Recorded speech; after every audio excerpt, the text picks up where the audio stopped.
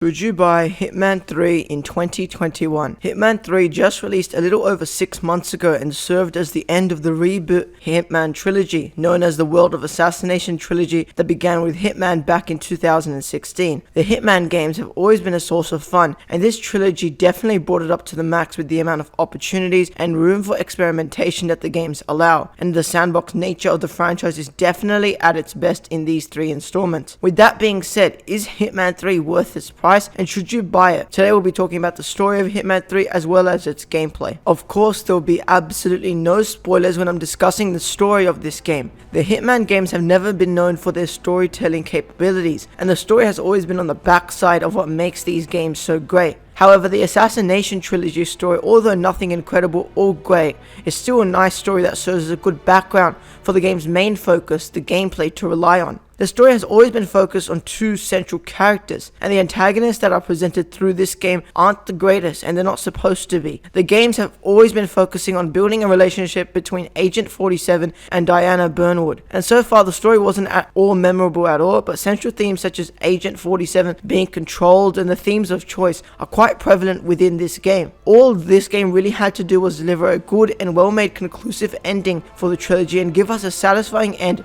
to the tale of Diana and Agent 47. Well, it achieved exactly that. Agent 47 and Diana had definitely been through a lot together, but this game tries to focus on trying to stretch this relationship more than ever before, and it really does well at achieving this. Here's a quick premise that avoids all spoilers for this game. Agent 47 and his childhood friend Lucas Gray are determined to find the identities and locations of the partners, who are of course part of Providence, and they are trying to figure out where these partners are, and more importantly where the Constant is located. That's literally a premise of the game's story without spoilers, but it's quite basic and definitely just a foundation for the gameplay to be built upon. But regardless, the cutscenes are quite well animated, and the dialogue and voice acting is also quite good. Also, quick note, you can also buy and play Hitman 1 and 2's entire stories through Hitman 3, which is a cool feature to have and something I thought I'd mention for people who haven't already played the other entries in the trilogy. Overall, it was a pretty decent story, but was excellent at wrapping up the story of Agent 47 in this trilogy, as well as humanizing Agent 47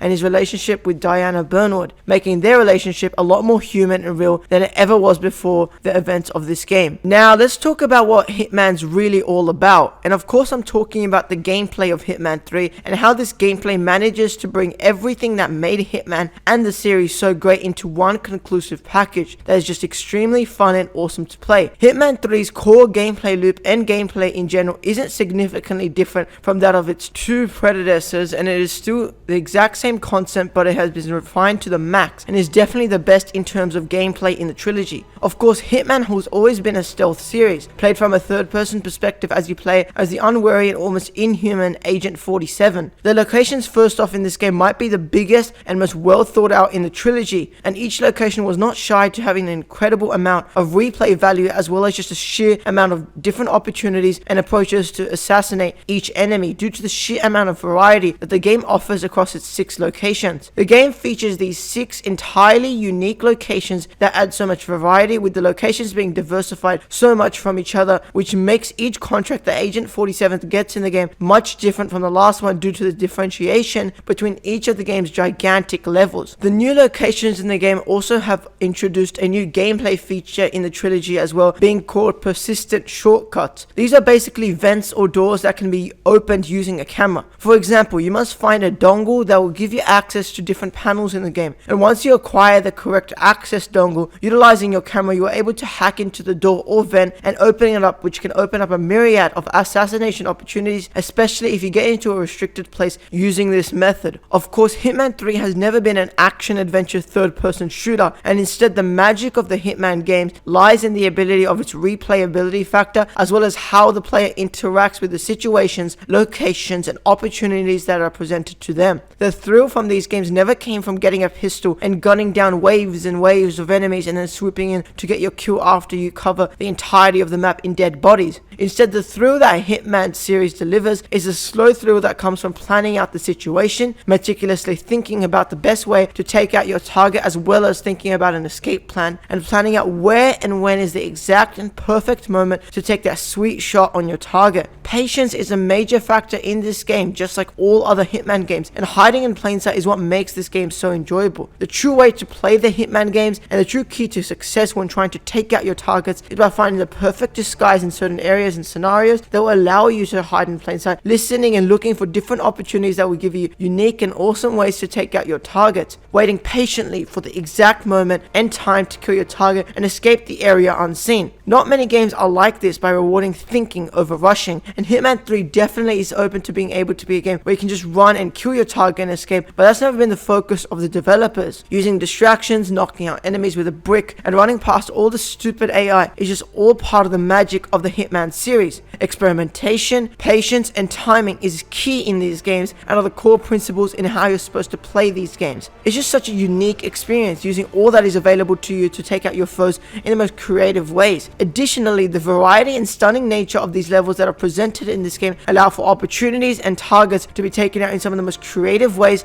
that the franchise has to offer. It's quite clear that developers put all of their passion into meticulously crafting every corner and spec in this game to the uttermost levels to create a sense of immersion in this world and create the most creative ways for you to approach the gameplay the way that you want to. Each level is detailed to the brim with opportunities and ways to take out your target being absolutely limitless in nature, and the only limit to how many ways you can approach your objective is the limit of your creativity and imagination. So yes, you should buy Hitman 3 in 2021. I hope you all enjoyed this video, and let me know what you think about Hitman 3 down in the comments below, and whether or not I was able to convince you to buy this fantastic end to such a great trilogy of Hitman video games. Anyway, that's all from me for today. Peace.